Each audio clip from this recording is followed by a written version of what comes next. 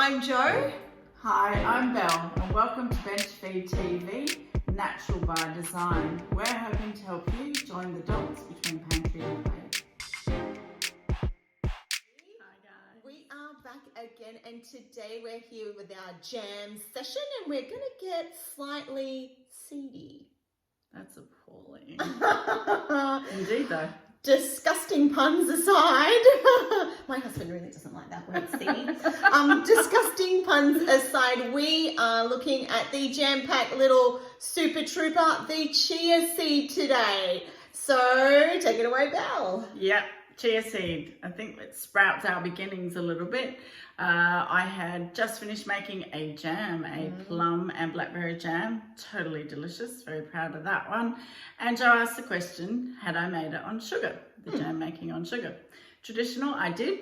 That's the way I've done it. It's not something I regularly do, however, because as I said to her, in our household, we tend to just eat raspberry chia seed jam. And snap like that. She was literally saying the same words out of her mouth that that's what she makes. So coincidences again, similarities in our food philosophies and choices. It gets our conversation going. That's why we're here at BenchFeed. Indeed it is. 5 fun facts about chia seeds. Number 1, they originated in Mexico. Along with tequila, we like that. Oh, I can't really go near tequila anymore. Just saying. Okay, number 2. It is a native food of the Aztecs and Mayans, and they used it for energy food. Number 3. It comes, hold on to your hats here, folks, from the mint family. Do you believe it? No, that's the most bizarre fact of all. Do you know what? That's the thing that's going to get you across the line at some pub trivia night. That chia seeds come from the mint family. You heard it here. Number 4, you get them in black and you get them in white. That's how they come, and that's all the only colours they come in. Number 5, they are high in fibre and omega-3s. They are good for you, and they're a fabulous source of protein, low in calories. Yeah, surprising little package, our chia seeds. All right, awesome facts, those. Great reason to have them in your pantry. A couple of other reasons is they're low cost, really easy to store, long shelf life. And when you do go to use them, it's pretty instantaneous what you can create. And we're going to talk a little bit more about what we use chia seeds for today.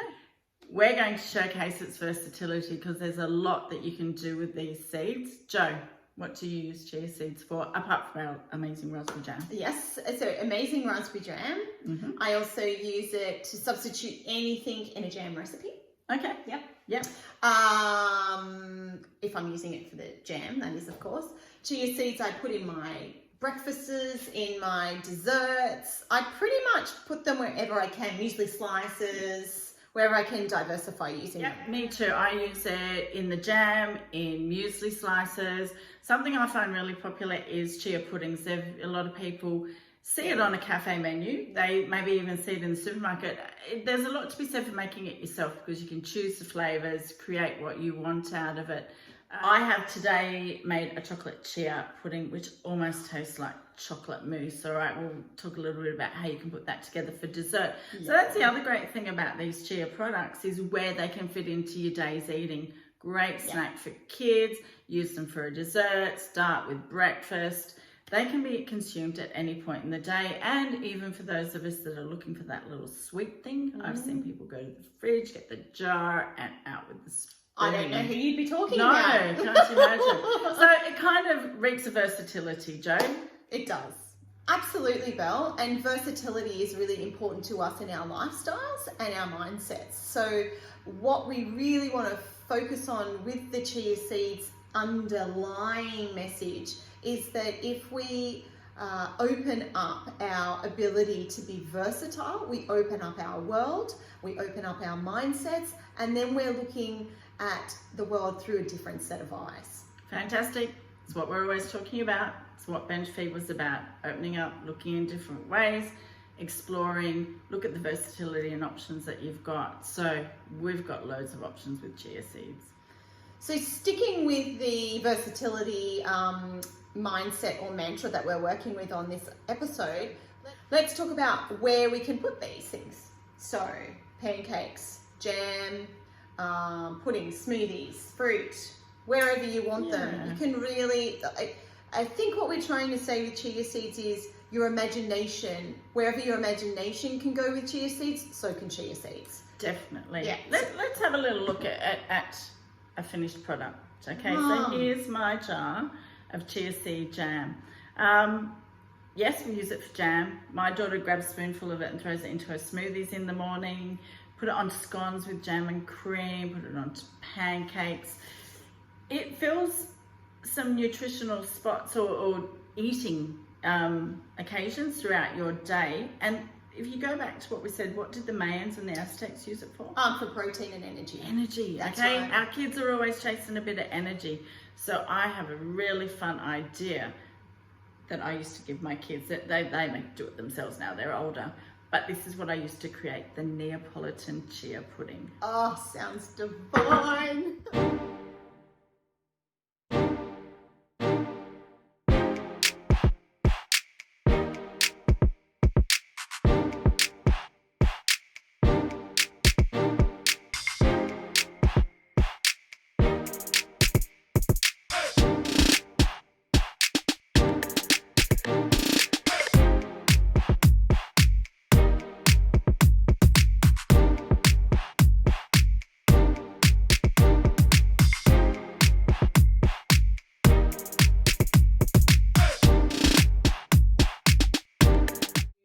I think what we're trying to say is you can use chia seeds for basically anything.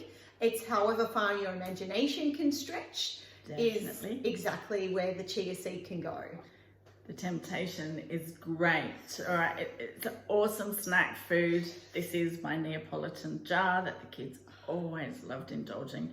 Raspberry chocolate and vanilla on the top. Never lasts long. The great thing about the chia seeds is they're actually quite bland. So it's about the flavour that you want to introduce. Yeah.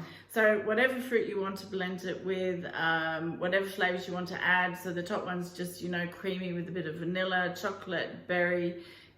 Open your mind and imagination. Bring it into what, taste buds you enjoy having. No, that's just, bring it into whatever taste you enjoy having. Whatever part of the day, it could be breakfast, it could be afternoon snack, it could be a dessert, all right? Loads of versatility in this little seed here. Definitely. The other thing that I discovered along the way as well is it's obviously being used, and I just didn't know that vegans use it as an egg substitute. Because once you've soaked it, it gets quite gelatinous, gets quite thick, you can blitz it and use it in place of an egg. There is plenty of information out there about that. So there's another, opportunity if your dietary needs are changing or you're looking to make a change, bring it on in. So a little bit of housekeeping before we move on.